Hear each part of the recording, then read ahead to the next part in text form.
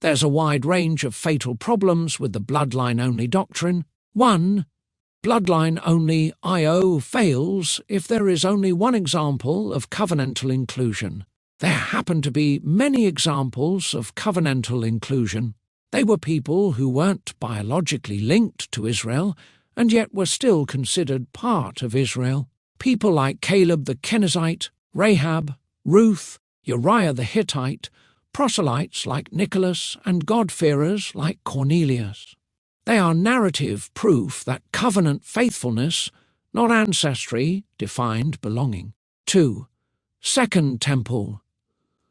Judaism recognized covenantal inclusion, which contradicts bloodline-only IO. Josephus explicitly states that circumcised Idumeans who adopted Jewish law were thereafter no other than Jews.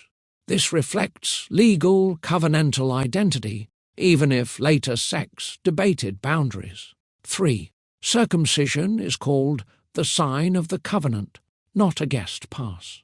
Genesis 17 explicitly extends the covenant sign of circumcision to those, not of Abraham's seed, for example, born in your house or bought with money. A covenant sign marks belonging. Even as early as Genesis 17, covenantal inclusion was normative. 4. Torah explicitly incorporates non-biological members into covenant. Exodus 12:40, 8:49, Numbers 15:15-16, and Deuteronomy 29 include non-Israelite foreigners living among Israelites.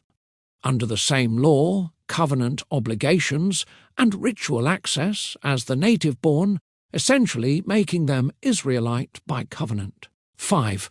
The Torah never defined Israel as only biological descendants. Descendancy was for land inheritances, allotments, and for ritual purity of temple workers. Covenant was for worship, law and belonging, Israelite identity. 6. Bloodline. Only IO constantly confuses land inheritance, allotment with covenantal identity. Torah never authorizes this. Levites, women, widows, and proselytes lacked land inheritance, yet were unquestionably Israel. Covenantal inclusion model of IO keeps land inheritance and covenantal identity as separate categories, as does the Bible text. 7. The bloodline-only IO appeal to Ezra. Nehemiah fails when it's known that those were descriptive of temporary reforms, not prescriptive for the entirety of Scripture. 8.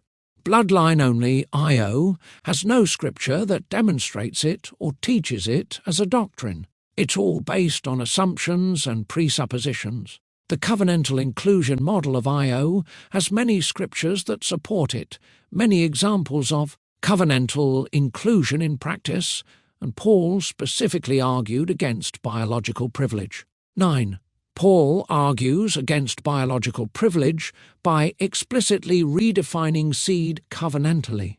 Paul does not deny Abraham's physical seed, he reframes seed around covenant participation and faithfulness within Israel's story per Romans 4, Galatians 3, and Romans 9. Deset. The 12 tribes function symbolically, not genetically. Biblical texts regularly use tribal language as theological architecture, not census biology per Ezekiel, Qumran texts and the Revelation. Tribal names memorialize origin or describe completeness, not admission criteria. Thus, when the text anticipates the restoration of the 12 tribes, it's referring to all Israel exactly as Paul predicted in Romans 11. Jedonact, bloodline-only IO is not supported by scholars. Universally, scholars affirm covenantal inclusion. No recognized academic school in biblical studies affirms a rigid, bloodline-only definition of Israelite covenant identity. The position exists almost entirely as a reactionary modern construct, not a historical one. Dvanact. History doesn't support the bloodline-only view. There is no historical record of bloodline only being taught as a doctrine or a law.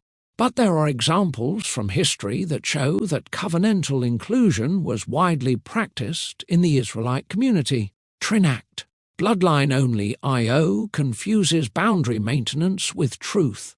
Bloodline-only IO functions psychologically as sectarian boundary tightening. Genealogy becomes a loyalty test, not an exegetical conclusion. Covenant inclusion threatens the system, so it must be denied. Cetar-nact. Bloodline-only IO reduces covenant to biology, something Scripture never does. Covenant in Scripture is legal, oath-based, and relational. Bloodline IO collapses covenant into DNA, turning Israel into a form of post-biblical Hebrew. Racism, a racial category rather than a covenant people, something the text itself never does. In summary, bloodline only is refuted by the many biblical examples of covenantal inclusion. It flattens covenant into ancestry, confuses land inheritance with identity, ignores explicit Torah mechanisms of covenantal inclusion, contradicts Paul's argumentation, and lacks both historical support and a scholarly grounding.